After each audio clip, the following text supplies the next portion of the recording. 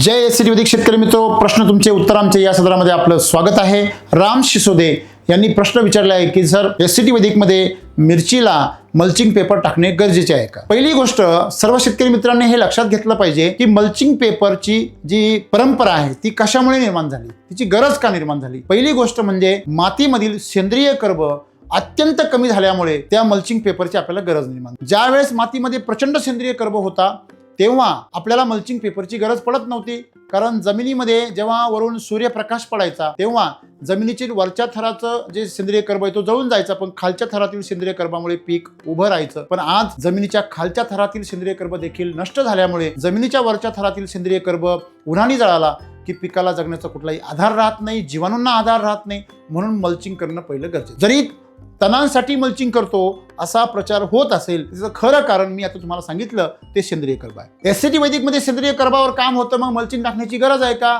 तर पहिली गोष्ट म्हणजे आपल्या मातीमध्ये रासायनिक खतं बंद केली, जैविक ऑर्गॅनिक बंद केलं, लगेच एसटी वैदिक टाकलं, आता तूप खाल्लं लगेच रूप येणार आहे का? नाही, तुम्हाला एक सीझन लागणार आहे। कमीत कमी तुम्हाला एक 2-3 पिकांपर्यंत तुमच्या जमिनीचा सेंद्रिय कर्ब वाढवण्यासाठी तुम्ही संधी दिली पाहिजे, आणि त्यानंतर तुम्ही बिगर मल्चिंगची कुठलीही पिकं आपल्या एसटी वैदिकवर करू शकता। परंतु आपण मल्चिंगवर सध्या आपण शेती केली पाहिजे, कारण आपली जमीन तेवढ्या दर्जाची नाहीये। आपल्या जमिनीमध्ये जेव्हा तुमचा सेंद्रिय कर्ब 2% पुढे जाईल, जो आज 0.50-60च्या आसपास आहे, तेव्हा आपण बिगर मल्चिंगची शेती एसटी वैदिकवर करू शकतो। आपण आपल्याला सध्याच्या काळामध्ये पाण्याला ज्याप्रमाणे दूषितीकरण झालेलं आहे त्यासाठी आपल्याला मल्चिंग करणं गरजेचं आहे। आपण पहिले 1-2 वर्ष मल्चिंग करावी, पूर्ण ताकदीने एसटी वैदिक वापरावं, आणि पुढच्या काळामध्ये आपण पुन्हा पूर्ण ताकदीने बिगर मल्चिंगची शेती करू शकता। धन्यवाद।